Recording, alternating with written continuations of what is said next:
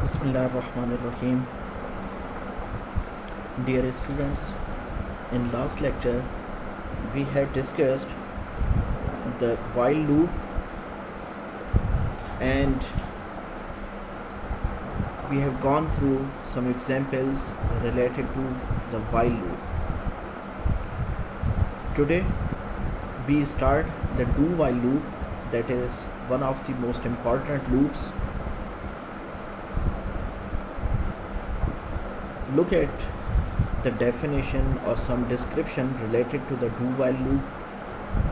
That do while loop is an iterative control in C++ language. Iterative, I have repeated many times that repetition is also known as iterative. This loop executes one or more statements while the given condition is true. If the condition within or associated with the do while loop becomes true, the corresponding body of the loop will be executed. If it is true, it will be executed. If it is false, the body of the loop will not be executed. The condition comes after the body of the loop. There is a minute difference between the while and do while loop, and we will see in a few moments that the condition comes after the body of the loop. This was not the case in while loop. In while loop we were having the condition first, then the body of the loop was there. But in this scenario, the condition comes after the body of the loop. How, we will see in a few moments. It is an important loop in a situation when the loop body must be executed at least once. This is an important point that should be understood by every student, that yes, if we are having the while loop and do while loop, there must be some difference between these two. So it is an important loop in a situation when the loop body must be executed at least once. Do while looping or repetition or iteration structure. General form of a do while loop is as follows. Do, then we are writing a statement, and then while and expression. This expression word can be replaced by condition also. In different literature you will find that different words are using alternatively. So expression means condition over here. Do, then statement, and finally means condition comes after the body of the loop.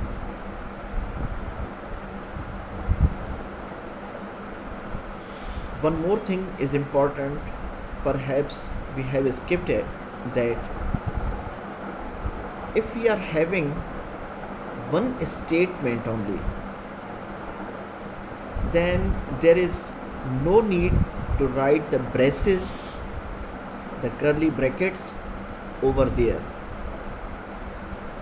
If we are having multiple statements, then it is necessary to write the curly starting of the brace and closing of the brace, and statement must have semicolon also. One more thing is to point out that in previous example, in the while loop, we were not giving the semicolon at the end of the while syntax, but here, because while ends over here, so semicolon will be given at this point, otherwise it will generate a syntax error. The statement is also having terminator sign, semicolon sign. Note it down. So this is a general form of the do while loop. To avoid an infinite loop, body must contain a statement that makes the expression false. In such situation, you will face that the loop is executed infinitely. That is in fact unwanted situation. Why it is executing infinitely? Because all the times we have manipulated our statements, formulas in such a way that the condition does not become false. For example, if I say that if the value in this expression or condition, the value is less than 10. For example, I am modifying these values and it is all the time greater than 10. What will happen? It will be executing in finite time. So there must be some technique should be or must be written that at any point, at any certain point, it should be false to avoid the infinite loop execution. So this statement means to that thing.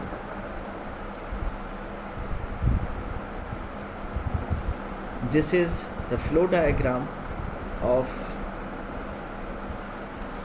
the do while loop, and you can see and you can compare this flow diagram with the while loop diagram, that when you are executing this, once, at least once, a statement will be executed, then it will go to the expression or the condition of the while loop. If it is true, again a statement will be executed, and so on. If the condition is false, then it goes to out of the loop. So the last statement that we were discussing, we were focusing that at any certain point, it is point to be noted that it should be or it must be false, just to avoid the infinite loop. If the condition becomes true all the times, what happens? It will be executing this loop for infinite time. So at any certain point, at any specific point, there must be some condition must be false. So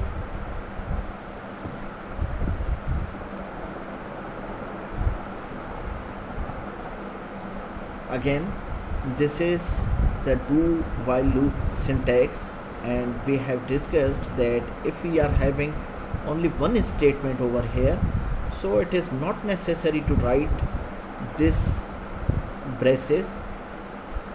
But when you are having multiple statements within the body of this do while structure, then what happens? This is the obligation that the braces must be put over here.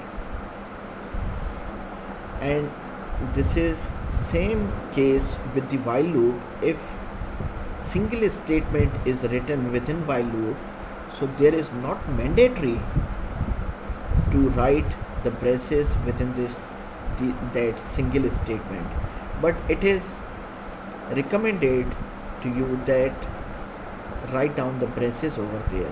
But if you don't do that, it does not generate any sort of the error. Then while and condition semicolon is here. So somewhere you will find the expression word, somewhere you will find the condition over here, somewhere you will find the test condition as an alternative word of this condition and the expression. I hope so that you are getting the things. One example is given over here, that how can we use the do while loop. What happens over here, I is 0. We are initializing a variable, that is the I, and obviously you must have to declare and initialize. You have to declare this variable before this one, obviously, int I, semicolon, and so on. So this is the crux, or this is the main theme that is closely related with the do while loop. So we discuss this thing. I is 0, do bracket start, cout I means whatever the value of I is here, it will be printed out, then space will be created, and then the value of I will be modified. So the new I value will be the previous I value, that is the 0. 0 plus 5, it is 5, and the value of I becomes 5.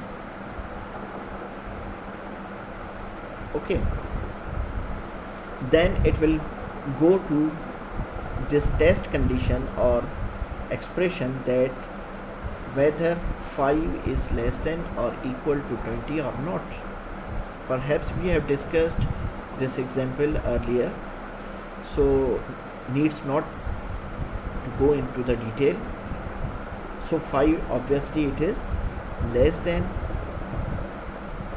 20.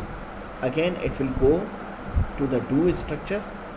So cout, again 5 will be printed, that is the output is given over here, and then 10, 15 and 20. When 20 value is there, and then it will be modified to 25. So the same condition will be tested over here, that 25 is less than or equal to 20. Obviously the condition becomes false. The boolean value of this condition is false.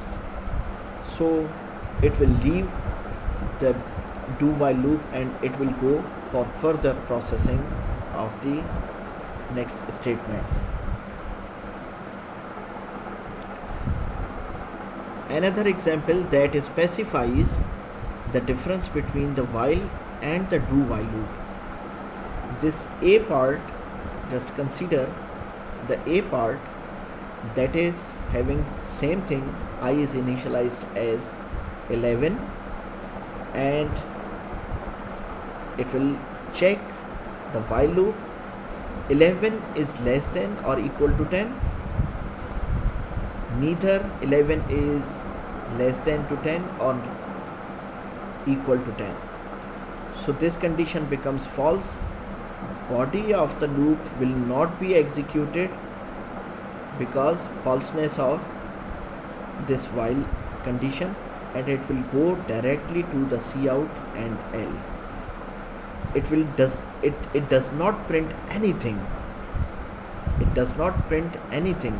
The blank screen will be shown at the output. Now come to the B example, and in this case I is initialized as 11, very much identical to the previous example. So do condition starts cout I. Look at here, what happens? There is no condition specified over here, so it does not check anything, and it will go for the execution of this cout statement without any hindrance. So cout 11 and space will be printed. 11 and space will be printed. Now the value of I will be modified as I is I plus 5, means 11 plus 5 becomes 16. Now it will check whether the 16 is less than or equal to 10 or not. Obviously this condition becomes false, so it will not repeat this structure and it will go and Cout and L will be printed. So in this condition 11 will be printed because we have gone through the definition of the do while loop that at least once it will be executed. The body of the do while loop, at least it will be executed once. If this condition, in other case, if this condition becomes true, it will go again and print out whatever the value will be there, and then so on. So in this condition, in this example A, there is no output. In this example B, the 11 will be the output of this program. In simple words, we can also say that this is the pre-test loop structure. Means pre-structure means before, pre means before, and this is, or we can say that pre-test structure means first it will check the condition. If condition is true, the subsequent body will be executed. If it is false, body of the loop will not be executed. This body depends upon the pre-test condition, and in this case this is the post-test condition.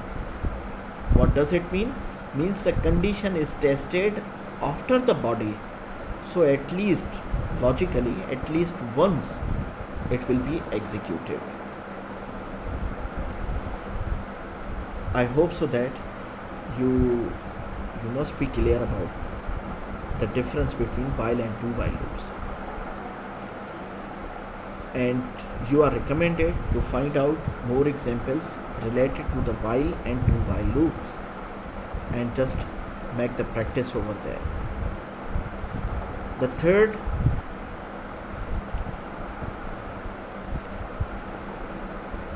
loop is the for loop, and look at the definition or some description related to the for loop. One more thing must also be noted. For example, it is quite possible while preparing the presentations, so this D is having capital D, so it is wrong in fact according to the syntax of the programming. So sometimes grammatically by default the MS Word or the PowerPoint, so dictionary makes it capital D, so just consider over that this is a wrong keyword, so it is all the time smaller. So it is quite possible that if I am writing this while and it becomes capital W, so it will generate error. If you will copy and paste in your dev C++ interface, so make it correct. It is case sensitive language, so you must consider about that. So we were discussing about the for loop. This is the last loop in the control structure. For loop executes a statement or statements for a specified number of times. You will specify that how many times this loop should be executed, and depending upon that specified number it will be executed. It will execute the statement or statements within the for loop body. This loop is also called as counter controlled loop. Counter controlled means there is some behavior that is already known, that how to deal this loop, because we know the specific number of times or iteration numbers we know, so it is known as the counter controlled loop. It is most flexible loop, that is why it is the most frequently used loop by the programmers. Very frequently it is used in all types of programs by the programmer. The syntax of for loop is, it is a keyword for, then initialization will be given, then semicolon, then condition expression will be written over here, then semicolon, and increment and decrement will be given within the parenthesis of this for loop. This is known as parenthesis, closing parenthesis and starting or opening parenthesis. These same things we have done in the while and the do while loops. Obviously, look at this example. I is initialized by 11, so same thing for the loop. Initialization we are writing over here. Then this is the condition.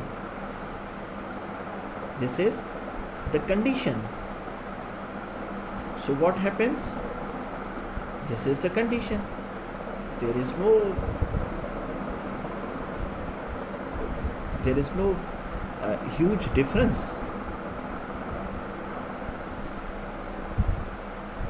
Then we have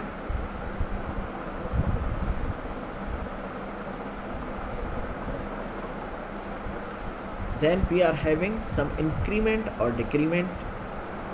So similarly, in this case we have increment or decrement operator. Then parentheses are there.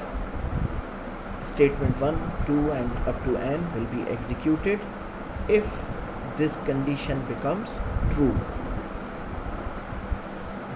One thing I repeat again, that if we are having single statement, then we do not need to write these braces, but this is recommended to write the brackets, braces, curly brackets. So what happens?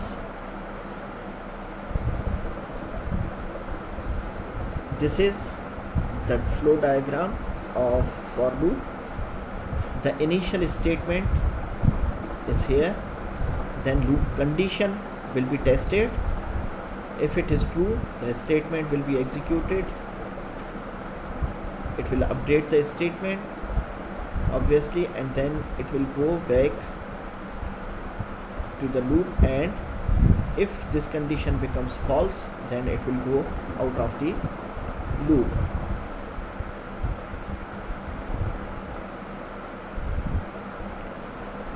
So one example is given here, that if you write for I is 0, means you have initialized this I variable with 0, then semicolon, I is less than 10, semicolon, I plus plus.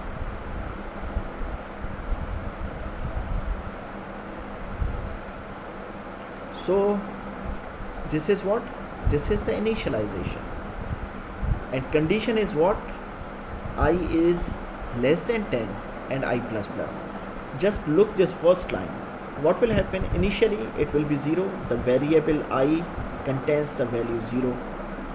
And condition is there that check the I variable whether it is less than 10 or not. Yes, at 0, when the value of I is 0, it is obviously less than 10. It means this will execute the body, and then it will update the I++. It will update the value of I.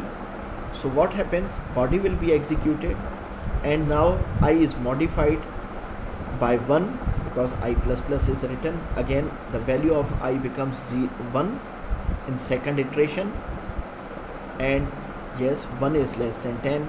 Again body will be executed and it will modify to 2 and 3, 4, 5, 10 and up to 10.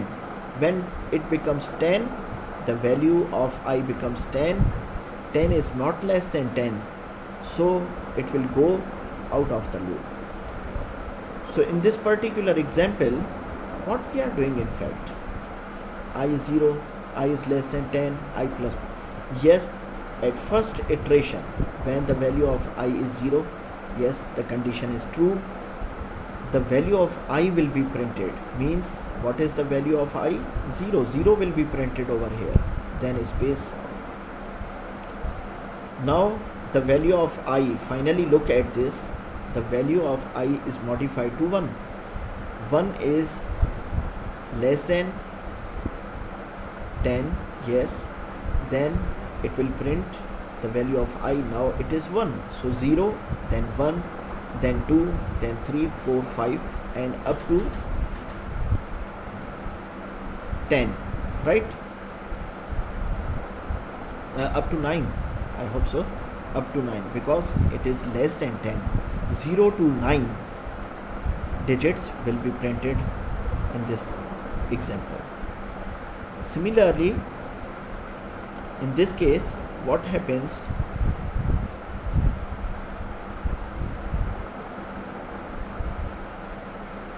I is initialized as 1, I is less than or equal to 5, I++.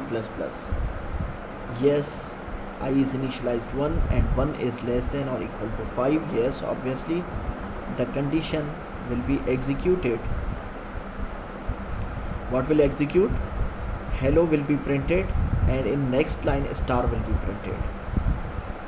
Again it is updated by 1, means now the value of I is 2, 2 is less than or equal to 5.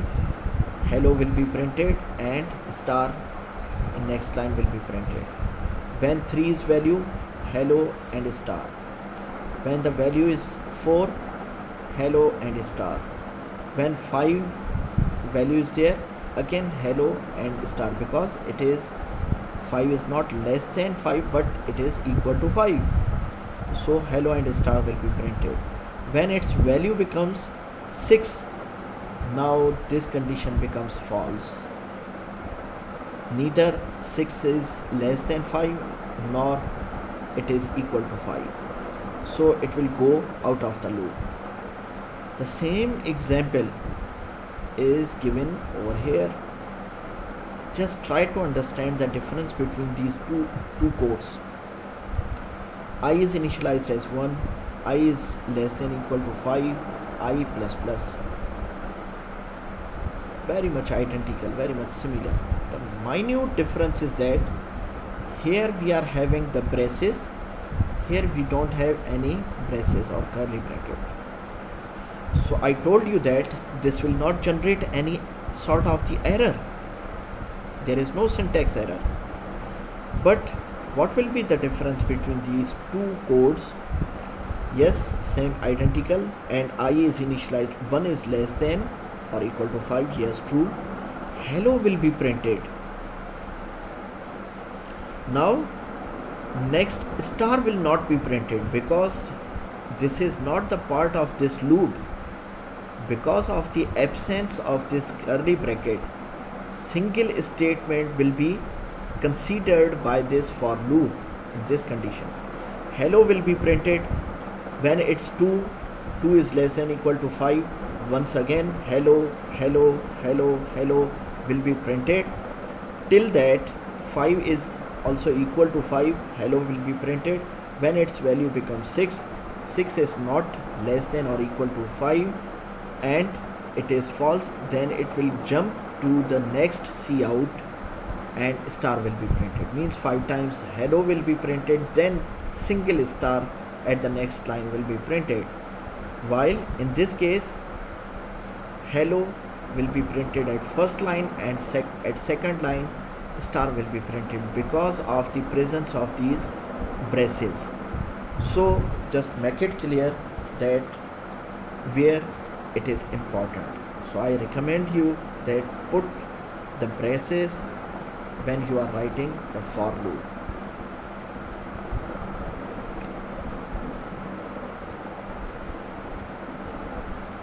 C++ allows you to use fractional values for loop control variables of the double type. Results may differ because of the double fractional parts.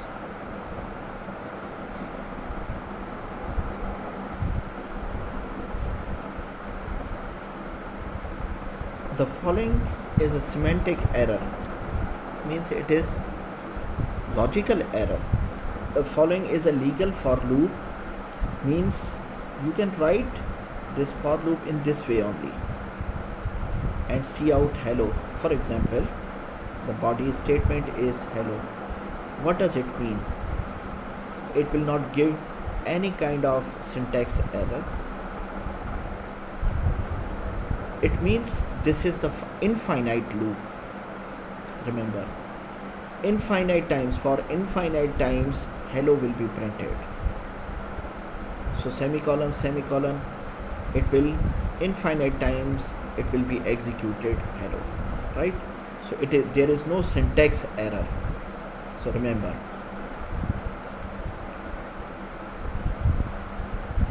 Now you can count backward using a for loop if the for loop control expression are set correctly. For example, consider the following for loop. For I is 10, I is greater than equals to 1, yes, the condition is true. I minus minus. In previous examples we were having I plus plus. So cout and blank space means some space over here, and then I will be printed. So at first instance the 10 will be printed, and obviously it is modified to -1. So 10 minus 1, it is 9. Now the value of I is 9 in second iteration. 9 is again greater than equal to 1, and it will go in this way. So at last statement output, the I is 1 because 10, 9, 8, 7, 6, 5, because of this decrement operator. So finally 1 is not greater but equal to 1. So finally the I will be printed, and then when it becomes 0 because of this decrement operator, so it will go out of the loop. So a revert counting can be printed through this example. So logic may differ from programmer to programmer. You can write the same program with different logic, but just for the sake of understanding we have given this logic. So 10, 9, 8, 7, 6, 5, 3, 2, 1, 6, 5, 4, 3, 2, 1. So in ascending order or descending order it may be given to you. So logically it will be treated. It is again possible through I++, when the condition less than will be given, so I++ can be used. So it depends upon, just try to do that. In second example, you can increment or decrement the loop control variable by any fixed number. Here the increment or decrement of 1 was taking place, but in this example the variable is initialized to 1. At the end of the for loop, I is incremented by 2. This for loop outputs the first 10 positive odd integer. So what happens? I is 1, yes. I1 is less than or equal to 20, yes, true. I is modified to I equals to I plus 2. Means 1 plus 2, 3 will be the next value of this loop. So at first instance 1 will be printed, then 3 will be printed, then 5 will be printed because of I plus 2 increment of 2 values.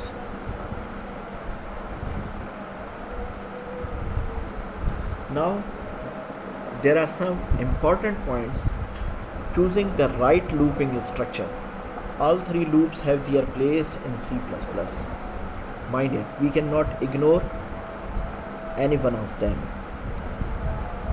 Yes, there is a possibility to prefer one loop from the others. So if you know or can determine in advance, if you have some prior information, the number of repetitions needed for the for loop is the correct choice. If you have the prior data, information that how many times this loop should be executed, for example, the 100 students are there, so 100 is predefined or pre-known value, prior information. So now it is quite possible that we are making the choice of the for loop. If you do not know and cannot determine in advance the number of repetitions needed, and it could be 0, use a while loop. Means, for example, one shopkeeper opens his shop. It is possible that no customer comes, so it is unknown number of customers, so it is quite possible no customer comes, or how many 100, 200, 500 customers may also come.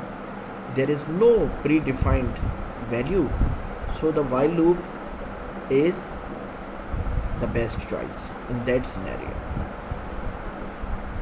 If, for example, you cannot determine in advance the number of repetitions needed and it is at least 1, use a do while loop.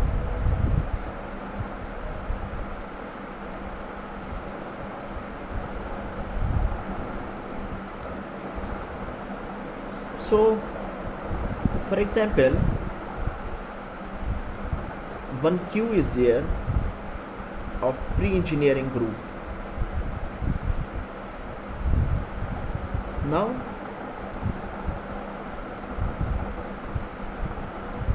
that will be sufficient to know the first student's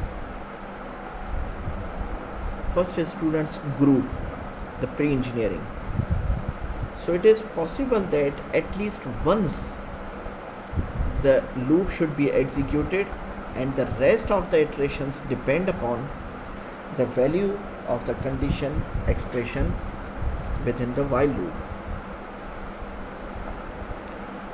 For example, if you would like to print 1 to 10 values and you know that 1 must be printed at least, so you can write within the do section, and rest of the values 2 to 10 can be put into the according to the condition of the while loop. Nested control structures are also useful. Just try to understand that loop into loop. It is possible that loop into loop. Just look at this example to create the following pattern on the screen. What is this? It is in fact the asterisk mark that will be printed. So if I say that, just ignore these lines, these stars. Just first look at the first column of this output.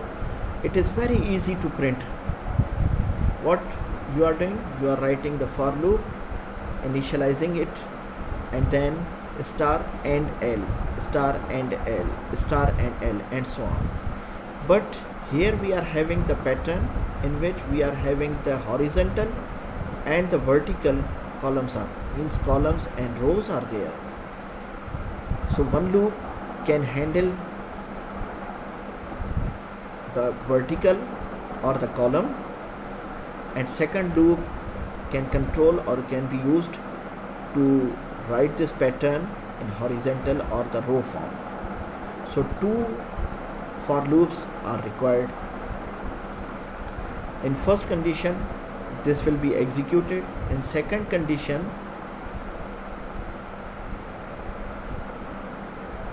the two stars should be printed. So how it is done? Just look at this code. For I is 1, semicolon, I is less than or equal to 5. Yes, it is less than or equal to 5. And then next, for next iteration, its value will be modified to 2. Yes, the condition, the next statement will be printed, and that is what?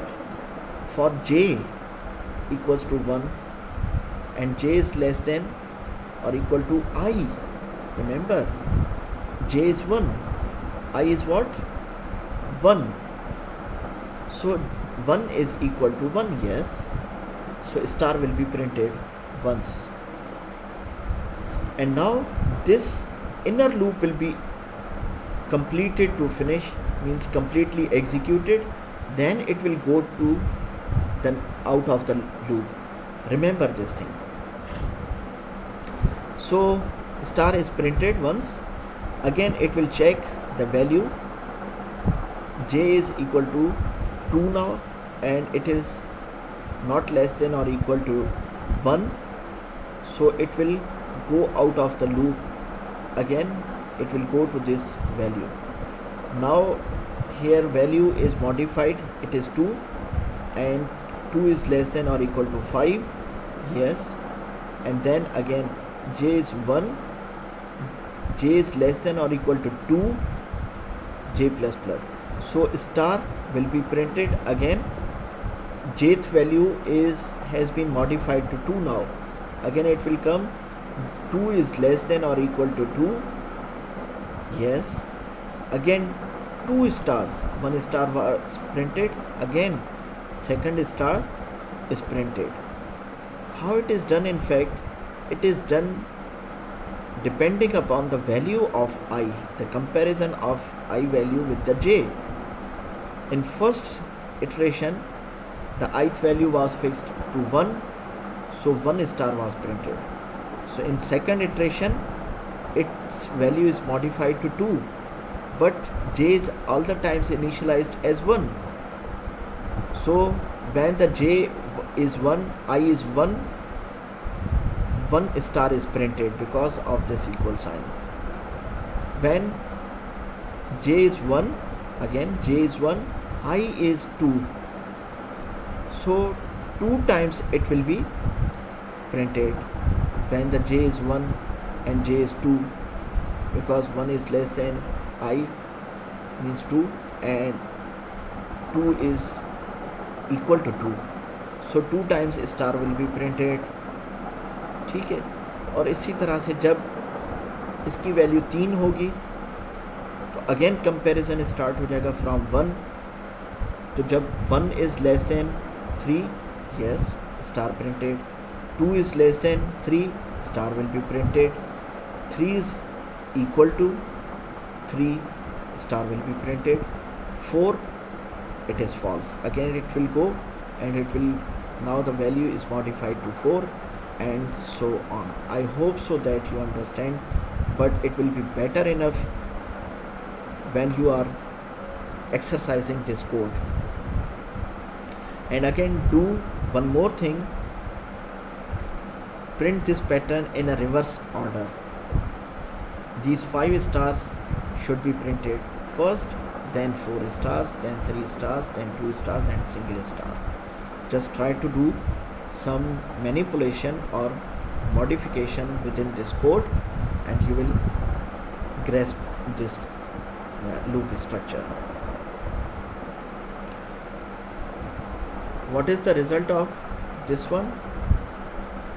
Again The same thing is given over here. Okay students, thank you very much.